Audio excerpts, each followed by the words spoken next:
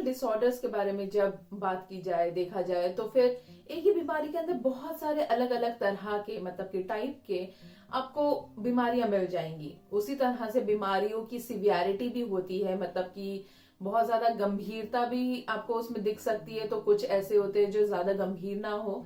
तो उसी तरह से देखा जाए तो मेंटल डिसऑर्डर में भी अलग अलग तरह की होती है एक ही बीमारी के अंदर। जैसे कि ओसीडी के अंदर आपको अलग अलग तरह के ओसीडी मिल सकते हैं। उसमें से एक है सुसाइडल ओसीडी, जिसको हार्म ओसीडी भी कहते हैं। और अगर सिवियरिटी की बात करें तो आपको सिवियरिटी भी अलग अलग मिल सकते हैं। जैसे कि डिप्रेशन में अगर देखा जाए तो माइल्ड लेवल, मॉडरेट लेवल या सीवियर सिवियरिटी भी आपको दिख सकती है। और डिप्रेशन का जो सीवियर जो लेवल होता है उसमें एक बहुत ही कॉमन जो सिम्टम है वो दिखता है, जो कि है सुसाइडल थॉट्स। मैं ये नहीं कहूंगी कि हर सीवियर डिप्रेशन वालों का रहता है, बट ज्यादातर वो देखा जाता है जिनका सीवियर डिप्रेशन हो उनमें एक सिम्टम है जो मिलता है।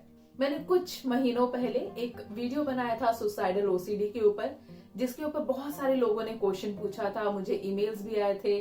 और मैंने उसी तरह से कुछ सुसाइडल थॉट्स एंड सुसाइडल आइडिएशंस के ऊपर भी वीडियोस बनाए हैं, वार्निंग साइंस के ऊपर। अगर आपको ये वीडियोस देखने हैं तो आपको डिस्क्रिप्शन बॉक्स में उसका लिंक मिल जाएगा। पर मुझे ये क्वेश्चंस जो आ रहे थे तो उससे मैंने सोचा कि एक ऐसा वीडियो बनाया जाए जहां पे दोनों को कंपेयर करके डिफरेंस उसका बताया जा सके। नमस्ते, मेरा नाम है रिम्पा सरकार और आज के इस वीडियो में हम जानेंगे कि एग्जैक्टली सुसाइडल ओसीडी, जो कि हार्म ओसीडी भी कहते हैं, वो और सुसाइडल थॉट्स या फिर आइडिएशन, इन दोनों के बीच में डिफरेंस क्या है। तो चलिए जानते हैं उसके बारे में। पर उससे पहले अगर आपने इस चैनल को अब तक सब्सक्राइब नहीं किया है तो नीचे बटन है, उसे क्लिक कर दीजिए।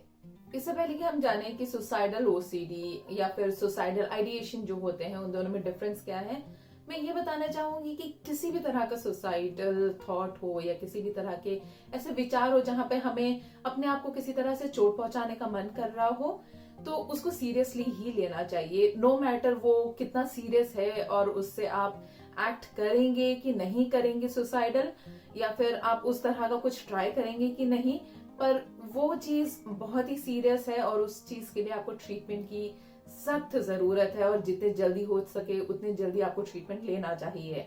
तो चलिए पहले जानते हैं कि हार्म ओसीडी मतलब सुसाइडल ओसीडी जो होता है वो क्या होता है। तो ओसीडी जो होता है वो उसको कहते हैं ऑब्सेसिव कंपल्सिव डिसऑर्डर। ओसीडी में ऐसा होता है कि वहां पे हमें ऑब्सेशन और कंपल्शंस होते हैं। किसी चीज का जो ऑब्सेशन होता है उसके जो थॉट्स होते हैं उसको रोकने के लिए हम किसी चीज में कंपल्शन में चले जाते हैं। तो इसमें जो सुसाइडल ओसीडी जो रहता है, यहाँ पे हमारे थॉट्स इस चीज के रहते हैं कि हम कहीं ना कहीं अपने आप को किसी ना किसी तरह से हार्म कर देंगे। हमें हमेशा ये डर रहता है कि हम कहीं अपने आप को चोट ना पहुंचा दे जिस वजह से हमारी जान चले जाए। तो हमें जो फियर ऑफ डाइंग या फियर ऑफ डेथ जो रहता है वो हमेशा रहता है। और यही लगता है कि हम कुछ ऐसी गलती कर देंगे या हम कुछ ऐसा कुछ कर देंगे कि जहां पे हम अपने आप को ही चोट पहुंचा दे। जो डिप्रेशन से जो सुसाइडल थॉट रहता है वो थोड़ा डिफरेंट रहता है। वहां पे हम अपने आप को चोट पहुंचाना चाहते हैं, जबकि ओसीडी में देखा जाए तो यहाँ पे हम किसी भी चोट पहुंचाने से अपने आप को बचाना चाहते हैं। पर इसका मतलब ये भी नहीं है कि क्योंकि हम अपने आप को बचाना चाहते हैं तो ये कभी और ज्यादा सीवियर नहीं हो सकता है। अगर आप इसका ट्रीटमेंट नहीं लेंगे, लंबे समय से उसी थॉट्स में, उसी प्रॉब्लम से आप गुजरते रहेंगे, तो हो सकता है कि यही जो आपके थॉट्स है ये और ज्यादा सीवियर हो जाए, वो शायद किसी और बीमारी में बदल जाए और शायद कहीं ना कहीं आप वो जो आपको थॉट्स आते हैं उसमें आप एक्ट कर दें। इस वजह से मैंने कहा कि आपको कोई भी सुसाइडल थॉट्स हो वो हार्मफुल हो या नहीं हो, आपको उस चीज को सीरियस लेना चाहिए, क्योंकि यू नेवर नो कि वो कब कितना सीरियस हो जाए और वो आपके लिए जानलेवा हो जाए। पर वहीं पे आप अगर सुसाइडल थॉट्स को देखेंगे तो वो ज्यादातर देखा जाए तो डिप्रेशन की वजह से होता है। ऐसा कहा जाता है कि सिर्फ डिप्रेशन की वजह से ही सुसाइडल थॉट होता है, ऐसा नहीं है।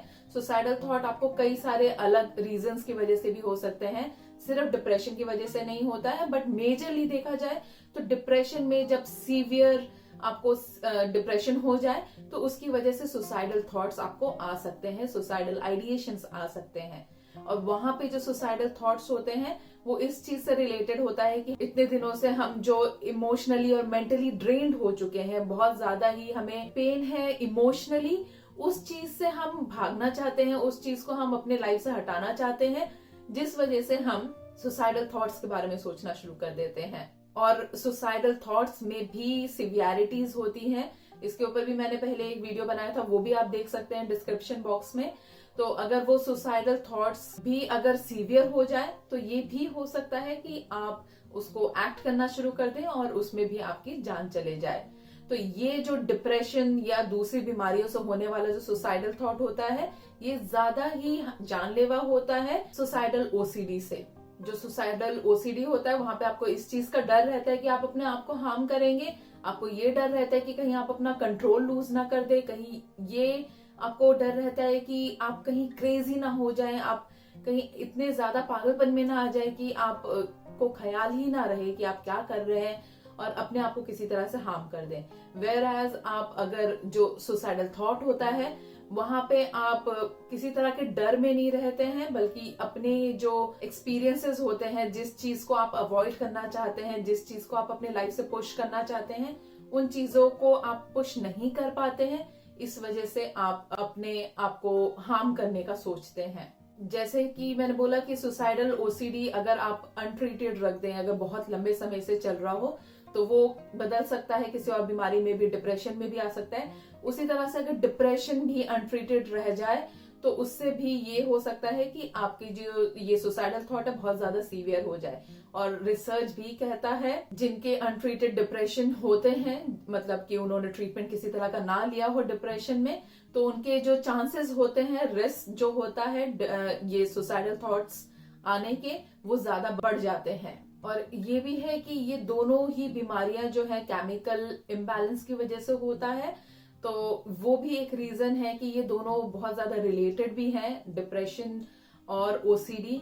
तो हो सकता है कि ओसीडी जब आपकी ट्रीटमेंट उसमें ना मिले आपको, तो वो आपको होपलेस एंड हेल्पलेस फील करा सकता है, जो कि एक डिप्रेशन का ही सिम्टम है। तो इस वजह से ये दोनों रिलेट भी बहुत ज्यादा करते हैं और इस वजह से भी इसकी सीरियसनेस बहुत ज्यादा ही बढ़ जाती है, क्योंकि सुसाइडल थॉट्स जो होते हैं ये बहुत ज्यादा सीरियस माना जाता है।